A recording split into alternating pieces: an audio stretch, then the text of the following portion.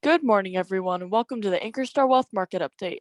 I'm your host, Allison Ankerstar, and today we'll be talking about today's upgrade tech stocks, Home Depot's earnings, and Walmart's earnings. But before we begin, as a reminder, this is a financial education presentation and should not be construed as personal financial advice. Full disclaimer information is available at ankerstarwealth.com. Good morning, Steve. The stock market futures are up big this morning, and several of our favorite stocks received upgrades. What is your take? Well, good morning, Allison. And yeah, it's always good when you wake up to the futures being in the green, as well as a bunch of upgrades to stuff you own. So that used to be the norm, and it really hasn't happened after 7 weeks of selling in the Dow, 6 weeks of selling in the S&P and Nasdaq. So it's been brutal, but I do think the question has always been, is the bottom in? I think so. Today, I think we'll help prove that case. Even though it won't be a straight line right up, right? So, but certainly stop the selling at least. So as far as these upgrades, when you look at some of these names, we're in Rivian, we're in a little bit of that, not a lot. We're in a lot of Amazon and Apple, and then a little bit of AMD across the board here. Microsoft received an overweight. That's one of the names we hold as one of our big tech names. AMD, again, we hold some of it. I kind of like Qualcomm a little bit better here, even though they don't do exactly the same thing there.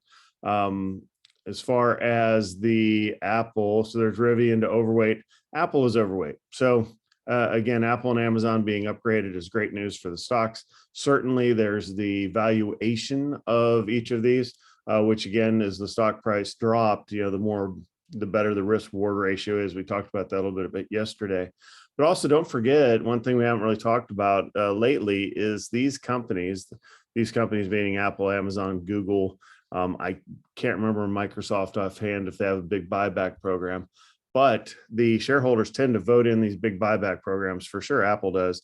And then what happens is when you get a period of selling off like this, that's when they come in and boost their own stock by buying some of the shares back and then retiring, so reducing the float, if you will. So each share, remember, a lot of people think investing in individual stocks is scary and risky and stuff. Well, it's the basic building block, and a share of stock is a legal right to a portion of the company.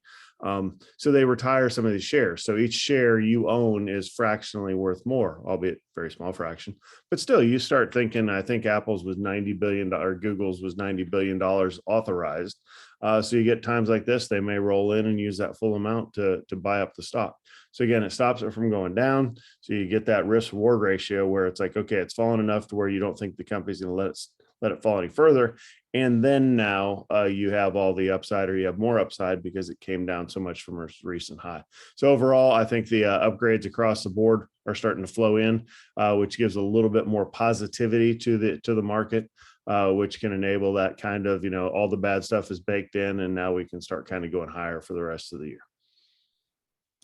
Next, Home Depot beat earnings this morning. Is ticker HD a buy, sell, or hold?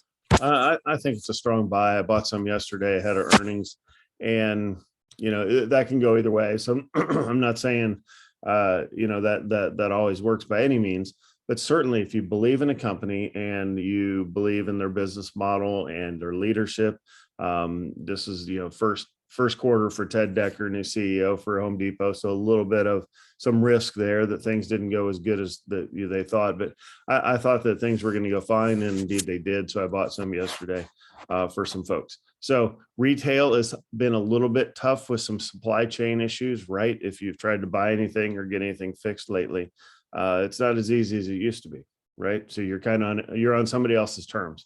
Or if there's the one thing you want, you could be looking at facing, a 6-month backlog. There's certain, I had a client tell me, I think Wolf Brands, the outdoor kitchen or the kitchen stuff is on like an 18-month backlog, if you will. So it's kind of crazy out there. This if you've been working on your house at all. But for Home Depot specifically, I think traditionally they've been a little better run company than Lowe's, in my opinion. And I think if you get into the weeds of investing in the ratios and return on capital, all that stuff. Yeah, I think Home Depot beats them across the board. Also, I think when I go to buy something, I tend to go to Home Depot because I can get exactly what I want there versus going to Lowe's and getting 37 different versions of not exactly what I want. That's an opinion. I know some people are more loyal to Lowe's, and that's fine. Both are great companies, but I think Home Depot is better. And when you look at the chart, what am I looking at for risk reward on the chart? Go to a 1 year. Getting a decent entry point here, right? Just hit a 52-week low. This is a 1 year chart. Nice pop this morning. If you hop in here, are you going to be happy? I think so. Get down to the ratios, 2.5% dividends. So you get a little something while you wait. PE of 19. Hey, that sounds like a nice cheap stock to me. So overall, Allison, I think Home Depot's a buy. Last, Walmart also released earnings this morning and is up nicely. Is it time to invest in ticker WMT? A little bit different story with Walmart. When you look at investing, you need to look at margins. And I tend to prefer, and again, this is preference, but I think I could make this case very easily that when you get into tech names, tech stocks, that sort of thing, or coffee has always been one of my favorites as far as bouncing around the different companies. You get into higher margin products and services. So they make more per transaction. You get into some discount stuff and it's a different ballgame, right? So when you look at Walmart and the demographic of the Walmart shopper, you're looking at smaller margins, but a lot higher volume, right? So compared to maybe Target or Costco out there. So, when you appeal to the masses, you just need this huge volume. And therefore, since you need the huge volume, you can get into issues where if there's supply chain issues, it hits you harder, if you will, than it would somebody that's a lower volume type store. But Walmart's a huge brand. They're everywhere you look, that sort of thing. So they're getting hit this morning.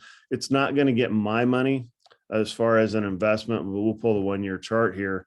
It's not quite off 52-week lows. You do get a little bit of a dividend. Where did my chart go? Bring it back.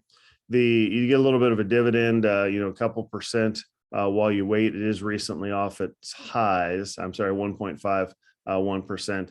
PE, why would I pay a 30 PE for Walmart when I can get Home Depot at 19? That's a no-brainer to me. So relative to the two, Home Depot is a lot better. If you just wanted Walmart stock to kind of bolster your portfolio, you can see it hasn't been hit as hard as the others that are out there. But for me, I'll take a pass on that and just buy more Home Depot. Thank you, everyone, for your questions. Please submit your questions as a comment through social media or directly to our email at vipservices@ankerstarwealth.com. And don't forget to like and subscribe to get daily updates. That's all we have for today's show. I'm Allison Ankerstar, and we'll see you back here tomorrow.